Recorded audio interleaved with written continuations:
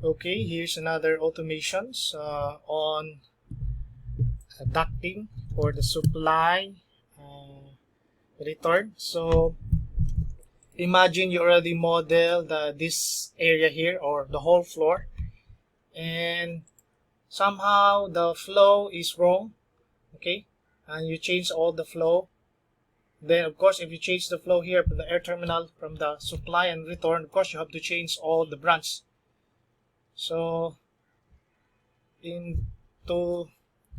if you have changes, then you have to do it manually. For example, this one, for the flow of 350, I computed based on this is CMH, sorry, CMH, okay, CMH, sorry, this is wrong. So based on the flow, let's say you have a flow of 300 CMH, sorry, this is not CFM. So I already converted that one into LPS. So for the flow of 300, the width will be 200 and the height will be 150. And then 200 for the flexible and also for the air terminal. So similar. So let's say for that one, 350, it will be 200 by 150. And then the flex, it will be 200. So I go back here. So this is 350. So it should be 200 by 150. Okay, so this one 200 by 150 sizing, including this one, this air terminal also is 350. So going here to the Dynamo script, let's check the formula for the ducting. For the width, 200 by 150 for the less than 350. So 200 to the width and the height less than 350 is 150, this one. So if I go back here, so this is the Dynamo script. Okay, so we have here the select elements. You select multiple elements, and then you will filter the air terminals, flex ducts, and then the ducts. So start with the air terminal. So for the air terminals here, you have to filter the system abbreviation. So return air duct and supply air duct. Then after that, you filter the air terminals here. So for the diffuser, this will be the sizing. If the flow is less than or equal to 150, then the family types will be this one, the 150, 600 by 600 supply air grid. And then for the 200, if the flow is CMH is 450, less than or equal to 450, it will be a 600 by 600. This one, supply air grid diameter 200, and so on. So you can screen capture this one. I think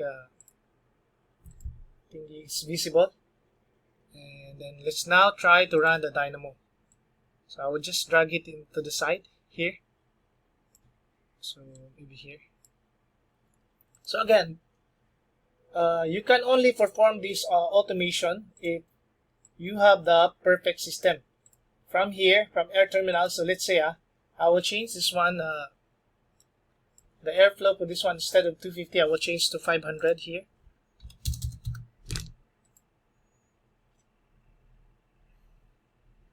It will update also here, this one. It will update the text, the tag, and then it will update the duct here. So the branch going here. So you must have a perfect system from the air terminal going to the branch and then the main duct and going to the VEV. So I will just undo this one.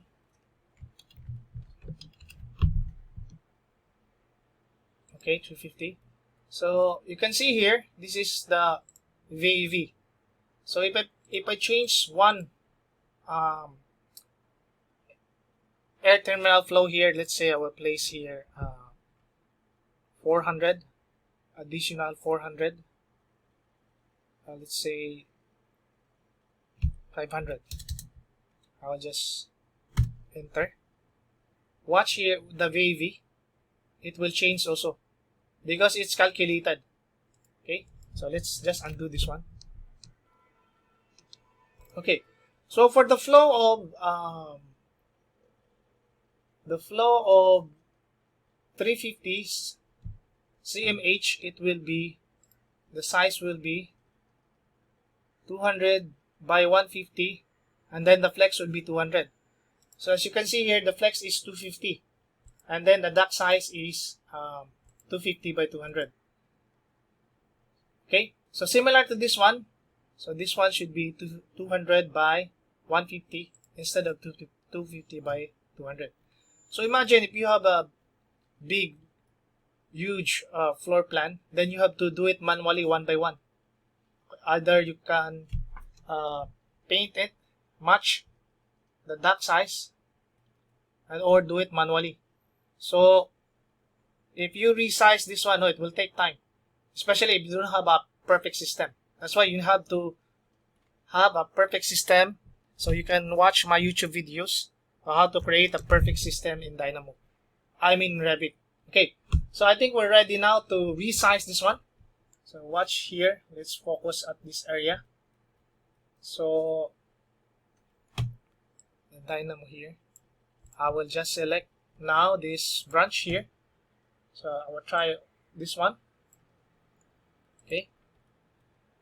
And then I will just select run and watch the flex, and then also this sizing of the air terminal, flex, and then the duct size. When I run now,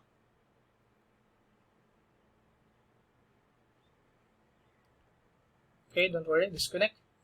So it's now changed from 250, now it's 200, then the flex also is 200 also, and then the size also is 200 by 150. So what if I change now this one? So I will change the flow of these two. Again, doesn't matter if I change, let's say I want to change to 500. What will be the sizing for this one? Based on the formula, the if statement that we created. Okay, I will enter this one. So as you can see, this is 500 now. So for the 500, this is my computation, CMH. For the 500, it will be 200 by 200, and then the flex will be 250. And then the air terminal also will be 250. So again, I will just select again this one here. And then watch here, it will change the sizing to 250 to 200 by 200. So again, we will run here Dynamo.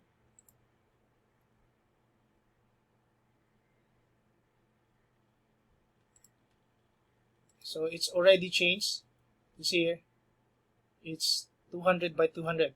So anyway, you can change and modify if this one's a little off. You can change the what you call this.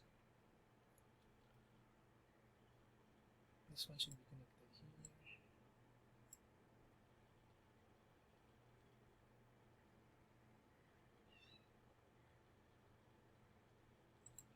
here. Okay. So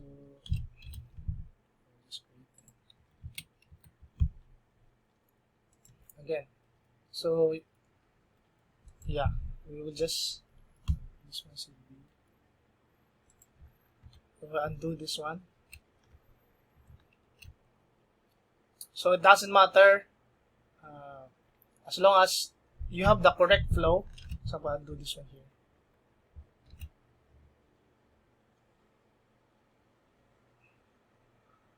Okay, so this is now the correct. So what if my calculation here is up to 1,000 only?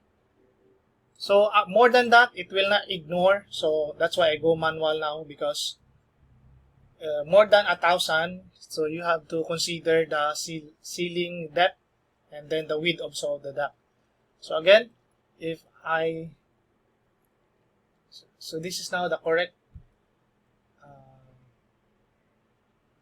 airflow. So again, I will just select again here all these ducts here, and then run again this one, and watch, it will change all the air terminals, flexible ducts, and the ducting to the correct sizing.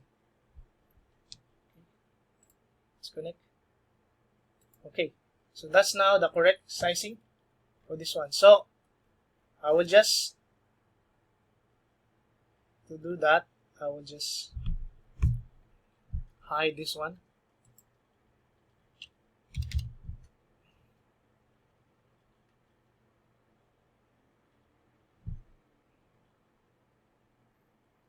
Maybe this one I will hide also.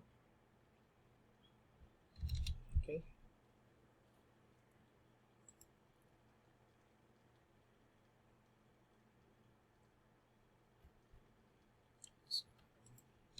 Hide. So my concern is the supply and return only. So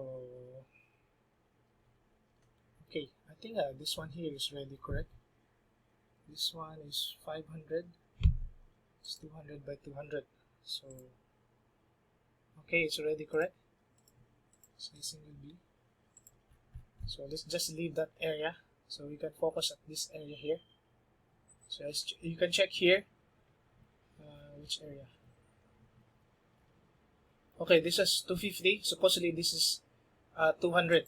Okay, so I will just select this one and then select all the ducts here and then run. For the if statement formula, you can change also. You can update it based on your preference. What will be the depth? So it's important because if the ceiling space is the depth is small, let's say 800, then you really need to maximize all those width and height of that duct. Okay.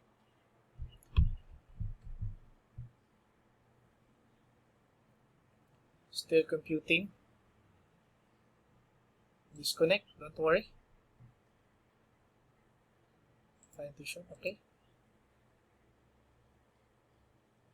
So we have now the correct sizing here. So 400, this should be 200 by 200.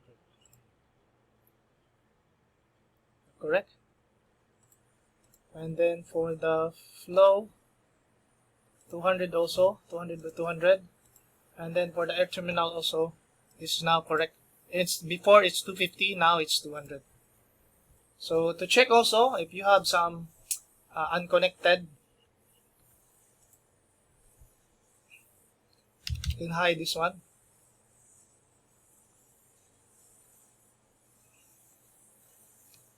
So I can see now that I have an unconnected return grill here. So I will just delete this one. Yeah, that's one way to check also. So